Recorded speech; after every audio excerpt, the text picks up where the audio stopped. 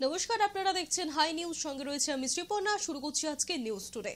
কংগ্রেসের হাত না ধরার যে সিদ্ধান্ত নিয়েছিলেন তৃণমূল নেত্রী, তার জন্য প্রদেশ কংগ্রেস সভাপতি অধীর রঞ্জন চৌধুরীর দিকেই আঙুল তুলেছেন জোড়া শিবির। আর সেই টানাপোড়েনের মধ্যেই এবার অধীরকে কড়া বার্তা দিলেন কংগ্রেস সভাপতি মল্লিকার্জুন খাড়গে।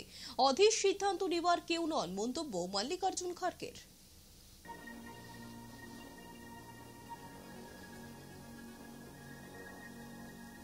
ममता जी पहले तो उन्होंने ये कहा कि हम बाहर से सपोर्ट करते हैं। ये पहले से भी हुआ, बहुत से पार्टियां बाहर से सपोर्ट करते आते हैं। जैसा कि यूपीए गवर्नमेंट था पहले तो 2004 में तो बाहर से सपोर्ट कर रहे थे कम्युनिस्ट। अब उन्होंने ये कहा है, लेकिन रिसेंटली और एक स्टेटमेंट उनका आया है कि अगर सरकार बनती है तो सरकार में हम शामिल हो जाएंगे। तो नेचुरली वो गठबंधन के साथ है, ये स्पष्ट है। अब रही बात अधीर रंजन चौधरी की, अधीर रंजन चौधरी निर्णय लेने वाले नहीं, निर्णय लेने वाले हम हैं, कांग्रेस पार्टी है, हाईकमांड है, इसीलिए वो हम जो निर्णय लेंगे वही सही होगा। सर, क्योंकि वो कांग्रेस लीडर हैं, उनका व्यू अलाइन नहीं हो रहा है पार्टी लाइन के साथ। नो देखो, अलाइन नहीं हो रहा, ये नहीं हो रहा कि मैंने कहा कि हाईकमांड हम हैं, हम जो तय करेंगे फॉलो करें। अगर कोई फॉलो नहीं करता तो वो बाहर जाएगा। মুখ্যমন্ত্রী মমতা বন্দ্যোপাধ্যায়কে নিয়ে কুরুচিকর মন্তব্যের অভিযোগে তমলুকের বিজেপি প্রার্থী অভিজিৎ গঙ্গোপাধ্যায়কে শোকজ নোটিশ পাঠালো নির্বাচন কমিশন। আগামী 20 মে বিকেল 5টার মধ্যে শোকজ নোটিশে জবাব দিতে বলা হয়েছে তাকে। আগামী 25 তারিখ ভোট রয়েছে তমলুকে। ভোটের ঠিক আগে শোকজ নোটিশের ছেড়ে বিপাকে বিজেপি প্রার্থী অভিজিৎ গঙ্গোপাধ্যায়। জানা যাচ্ছে শোকজের জবাব সন্তোষজনক না হলে তার বিরুদ্ধে পদক্ষেপ করতে পারে নির্বাচন কমিশন।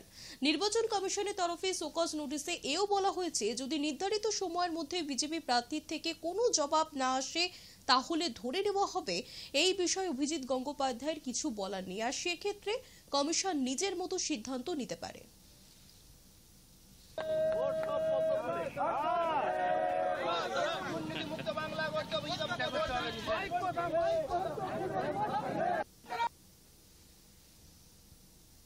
অর্জুন সিং মনোনয়নপত্রে তার দ্বিতীয় বিয়ের তথ্য গোপন করেছে বলে অভিযোগ শাসক দলের। অর্জুন সিং এর বিরুদ্ধে তথ্য প্রমাণ সহ নির্বাচন কমিশনের দ্বারস্থ হল শাসক দল। হারার ভয়ে এসব গল্প চলছে, পাল্টা মন্তব্য অর্জুন সিং এর। দেখা যাচ্ছে ভারতীয় জনতা পার্টির যিনি ক্যান্ডিডেট রয়েছেন অর্জুন সিং, তিনি দুইখানা বিয়ে করেছেন এবং তিনি 19 সালে যখন ক্যান্ডিডেট হয়েছেন তখন সেটা তিনি দেননি, কিন্তু বর্তমানে 2024-এ এটা ফাঁস হয়ে যাবে বলে তিনি সেখানে দিয়েছেন। হিন্দু ম্যারেজ অ্যাক্টে আমরা জানি যে দুটো বিয়ে করতে গেলে প্রথম বউকে ডিভোর্স দিয়ে তারপরে সেকেন্ড বউকে বিয়ে করতে হয়।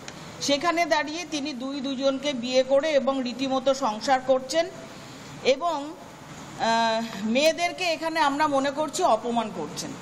হারার ভয়ে এই সব গল্প চলছে। কেউ পলিটিক্যাল লোক পলিটিক্যাল লড়াই লড়বে, এইভাবে উৎসাহ করে কোনো লাভ আছে? কোনো লাভ। সে তো ব্যারাকপুর নেই, সারা ভারতবর্ষে মহিলারা জানেন কে সম্মান করছে। মমতা ব্যানার্জি করছে না আমরা করছি। সন্দেশখালীতে সিবিআই ক্যাম্পের ছবি আমরা দেখিয়েছিলাম শুক্রবার।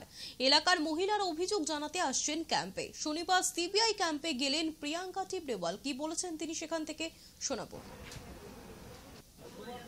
এখানে যা জোর জবরদস্তি করা হচ্ছে মহিলাদের উপরে, বিভিন্ন ধরনের জিনিস, যেটা বলুন আপনি, যে গায়ে জোর দেখানো হচ্ছে, শ্লীলতাহানি থেকে নিয়ে, সেই দিনই তো আপনারা দেখলেন যে একজন মহিলাকে নিয়ে গিয়ে রেপ করে তাকে জলের কাছে ফেলে দিয়েছে। আর পুলিশ কিন্তু ওই মামলাতেও রেপের সেকশন দেয়নি, যেখানে মহিলা নিজে বলছে যে আমাকে উলঙ্গ করে আমার সঙ্গে এই ধরনের ঘটনা ঘটিয়েছে। সেখানে আপনি শুধু অ্যাসল্টের কথা বলেছেন, সেক্সুয়াল অ্যাসল্ট বলেননি। তো ওই ঘটনাগুলো আছে। আর বেরমজুরে যা হচ্ছে সেটাও আপনারা সবাই দেখেছেন, যে একটা ফেক কেস দিয়ে পুলিশ সবারই নাম ঢেলে তাদেরকে বাড়ি থেকে রাতেবেলা এসে 2টোর সময় 3টোর সময় টেনে নিয়ে যাচ্ছে। তো তারা এসেছে। এবার আজকে অভিযোগ যারা মানে দুষ্কর্ম করছে তাদের জন্য তো এরা কমপ্লেন করবেই, কিন্তু এখানে আজকে পুলিশের এগেইনস্টে যে অ্যালিগেশন আছে তারও পুলিশের এগেইনস্টে কমপ্লেন করতে এরা এসেছে। সাত সকালে জাতীয় সড়কে বাস উল্টে মৃত্যু হলো 2 যাত্রীর, আহত হয়েছেন প্রায় 40 জন।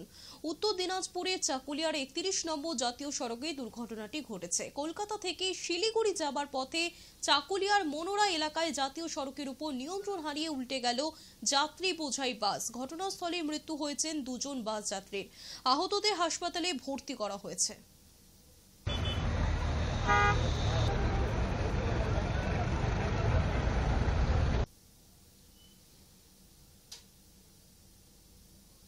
পাওনা টাকা চাইতে গিয়ে খুন হতে হলো এক ব্যক্তিকে। ভরতপুরে পাওনা টাকা চাইতে খুন হলো বছর 65 দীনবন্ধু পাল। বস্তাবন্দি অবস্থায় দেহ উদ্ধার করল পুলিশ এবং সেই ব্যক্তির বাড়ি ভরতপুর থানার অন্তর্গত গুন্দুরিয়া গ্রামে। শনিবার সকালে ভরতপুর থানার অন্তর্গত মধুপুরে করুণা নামের একজনের মহিলার বাড়ির থেকে দেহ উদ্ধার হয়েছে। খবর পেয়ে ঘটনাস্থলে পৌঁছয় ভরতপুর থানার পুলিশ। ময়নাতদন্তের জন্য কান্দি মহকুমা হাসপাতালে দেহ পাঠানো হয়েছে। পরিবারের অভিযোগ, যে মহিলার বাড়ির থেকে ওই ব্যক্তির দেহ উদ্ধার হয়েছে সেই মহিলার কাছ থেকেই 6000 টাকা পেত দীনবন্ধু পাল, আর সেই পাওনা টাকা চাইতে গিয়ে তাকে মারধর করে খুন করা হয়েছে বলে অভিযোগ পরিবারের। ঘটনার তদন্ত শুরু করেছে পুলিশ। আমেদপুরের একজন করুণা বলে নাম, ওনার কাছে কিছু টাকা পায়, বাড়িতে বলে গিয়েছে যে টাকাটা ওর কাছে একবার টাকাটা চেয়ে আসবো, গান শুনতে যাবো। গান শুনে এই টাকা চাইতে গিয়েছিল সন্ধ্যেবেলা। তারপরে আমরা মনে হচ্ছে গান শুনছি, বাড়িতে হয়তো থাকবে, ওখানে আত্মীয় হয়তো থাকবে। সকালবেলায় খোঁজাবাদ করছি কিন্তু খুঁজে পাওয়া যাচ্ছে না। সেই দিকে যখন শুনলাম লাশটা একটা লাশ পড়েছে, সেই লাশের নিরিখে আমরা তদন্ত করতে করতে থানা যায়। থানা থেকে দেখলাম এই যে কান্দি এতক্ষণে আসার পরে দেখছি আমার জায়গা। বাড়িতে জলের লাইন আছে অথচ তাতে জল নেই, গরমে দুর্ভোগে এলাকাবাসী। বাড়ি বাড়ি দেওয়া হয়েছে জলের লাইন, কিন্তু দীর্ঘ 1 বছর ধরে তারা জলের পরিষেবাই পাচ্ছেন না। গরমের মধ্যেই তীব্র কষ্টে ভুগছে শতাধিক পরিবার। নদিয়ার শান্তিপুর থানার বাবলা গ্রাম পঞ্চায়েতের বাহাদুরপুর এলাকার ঘটনা। স্থানীয় পঞ্চায়েত থেকে শুরু করে এলাকার বিধায়ক সকলকে জানানোর পরও কোনো লাভ হয়নি, এমনটাই অভিযোগ স্থানীয়দের। আর যার জেরেই জল সরবরাহ কেন্দ্রের সামনে বিক্ষোভ দেখাতে শুরু করলো এলাকার বাসিন্দারা।